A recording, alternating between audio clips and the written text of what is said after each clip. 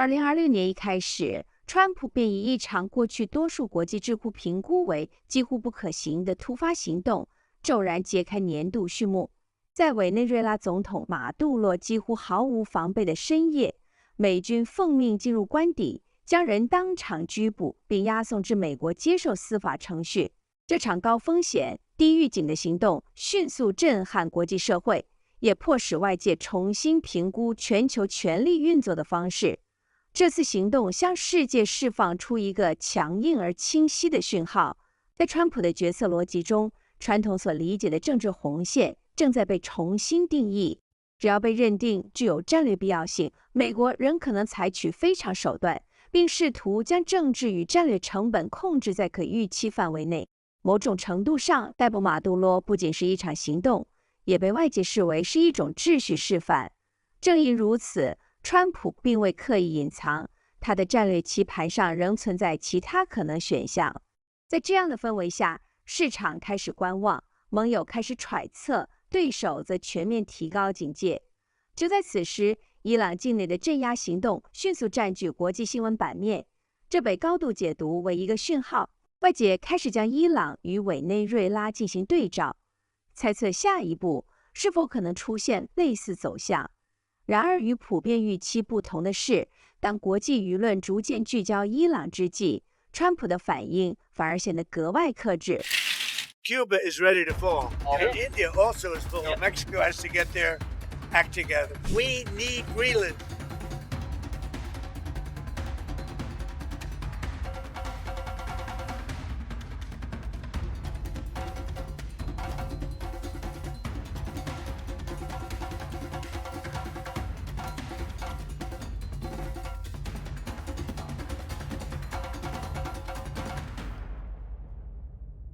Well, U.S. airstrikes in Venezuela have raised concerns over potential American military action in other parts of the world. This has been compounded by some serious threats and warnings issued by the country's President Donald Trump. The Republican leader has not shied away from blatantly listing out the next potential U.S. targets.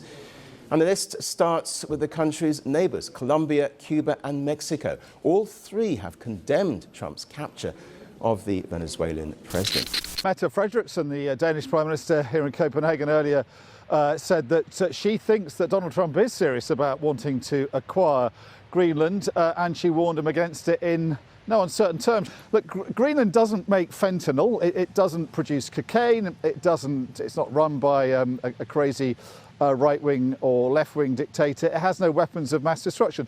There is no historic reason that stands up to scrutiny for America to have any claim on Greenland whatsoever. It's just that Donald Trump would like to have it because he has this new kind of imperialistic view of what American foreign policy should be.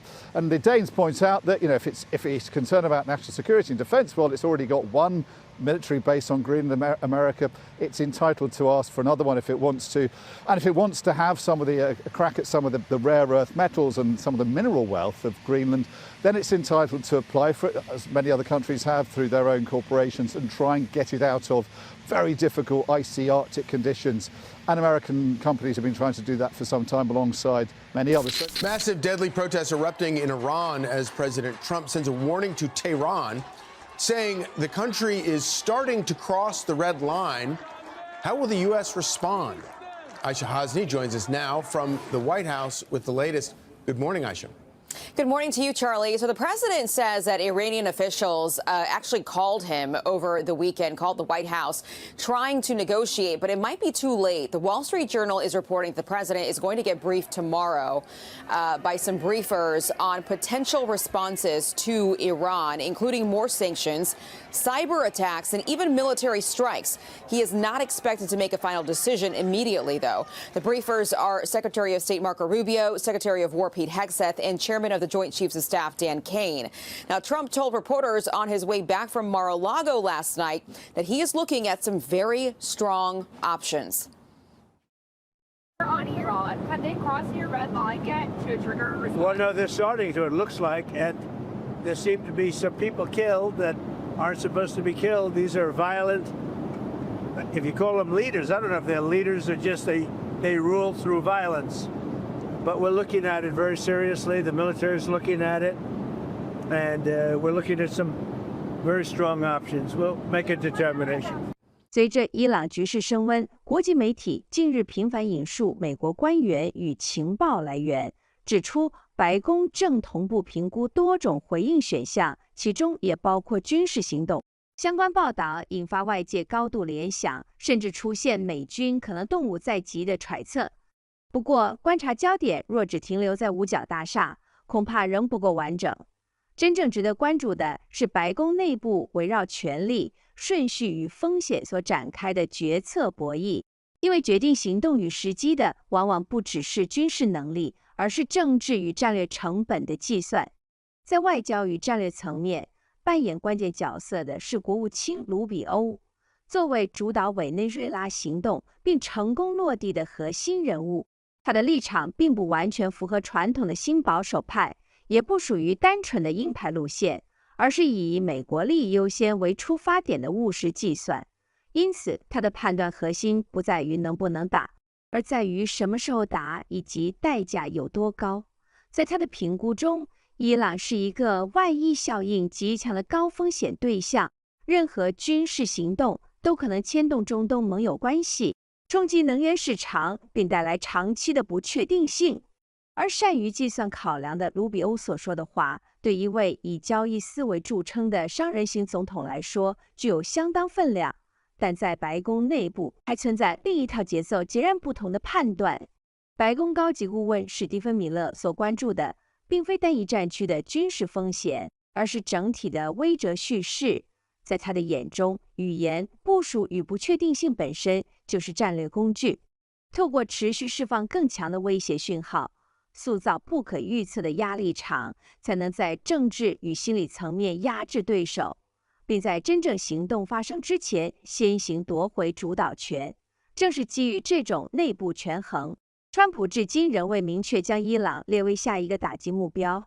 外界看到的是军事调度与各种情境推演，而白宫核心仍在权衡的是哪一条路径最能在当下最大化川普所追求的战略利益，同时将外溢风险控制在可承受的范围内。And we have more breaking news. President Trump says he's canceling all meetings with Iranian officials until the killing of protesters stops.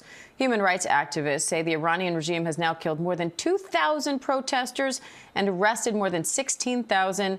Meanwhile, President Trump's national security team will meet today to discuss Iran intervention options. We are told that officials will be meeting to talk about options for the president, not necessarily the president being involved in this. He's about to leave to head to Michigan for a speech on the economy. The president, though, in that social media post says Iranian patriots keep protesting, take over your institutions. And he also says that he has canceled all meetings with Iranian officials. Now, this comes just a day after the White House said that his special envoy, Steve Witkoff, had been having conversations with the Iranian foreign minister. The White House wasn't giving details about where the president necessarily wanted those conversations to go, but just that diplomacy was his first option. But the White House also says that there are many, many options on the table for the president, including airstrikes against Iranian targets. As the Iranian crisis goes on, the White House is itching to take some sort of action, but we don't really know what sort of action they may be considering. There are a number of options, of course. The non-kinetic options, the peaceful options, include more sanctions, using tariffs to try to isolate the government in Tehran, which is already looks as if it's taking place, and the idea of cyber attacks, perhaps, on the Guard, the Revolutionary Guard, who are actually conducting the oppression of the protesters out in the streets of many, many cities. Beyond that, of course, there are the military options. And if we think about military strikes, there are three types of target that would make a certain amount of sense to the United States. One type of target might be the nuclear facilities of Iran. There are plenty of them. There are many of them that the United States would still like to attack, and so would the Israelis. The problem with that is that it wouldn't actually help the protesters very much, and it would be an attack on some background elements of Iran, which might be quite counterproductive.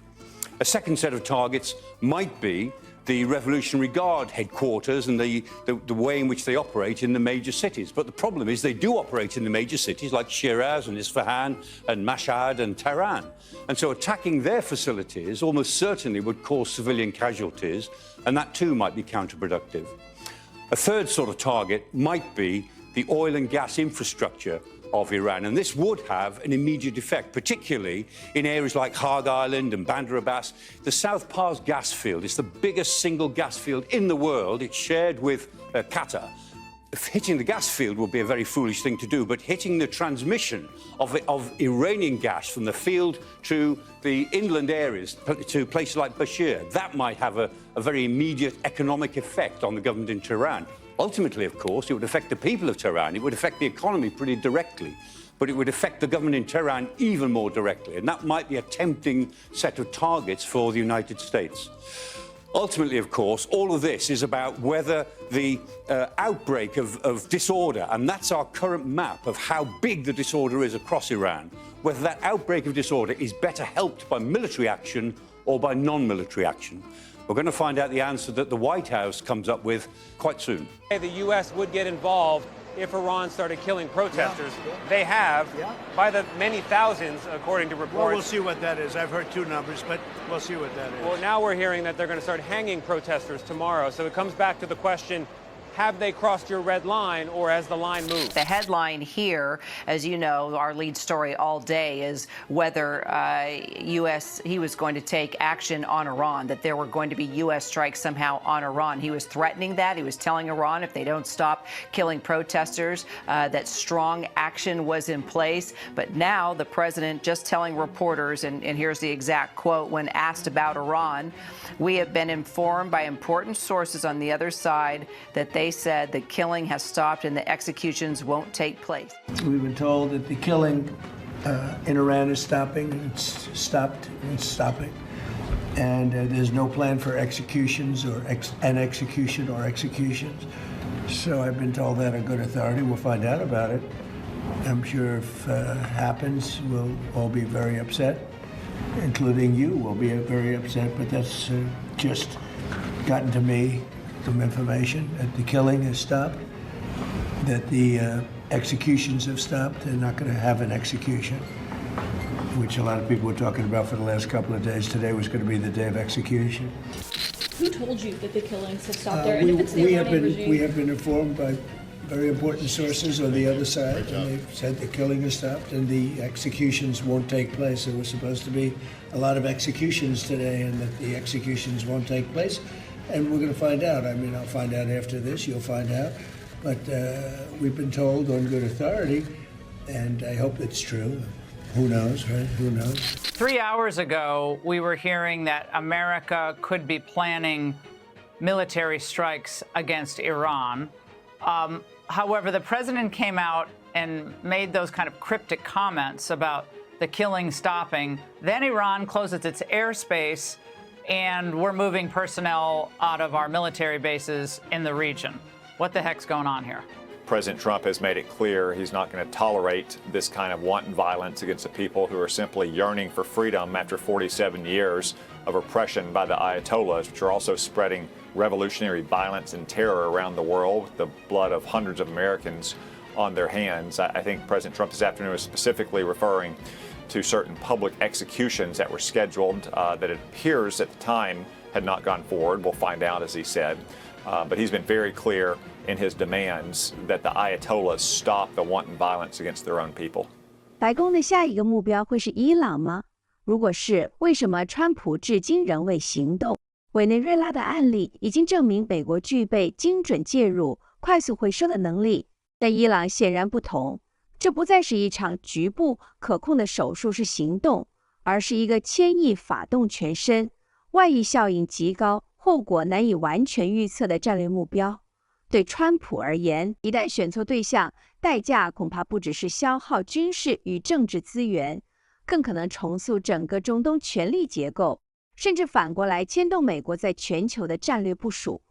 也正因如此，2026年正逐渐成为一个关键分水岭。川普已经证明他有能力，也敢于出手，但接下来的重点已从能力问题转向选择问题。目前白宫内部仍存在两套彼此竞逐的路线，一方主张理性精算，强调风险与顺序的极致控管，另一方则倚重战略模糊，试图透过不可预测性来压制对手，维持主导权。究竟哪一套逻辑会成为2026年美国外交行动的主旋律？这不仅关乎伊朗的命运，更将成为观察川普政权下半场战略选择时最重要的指标。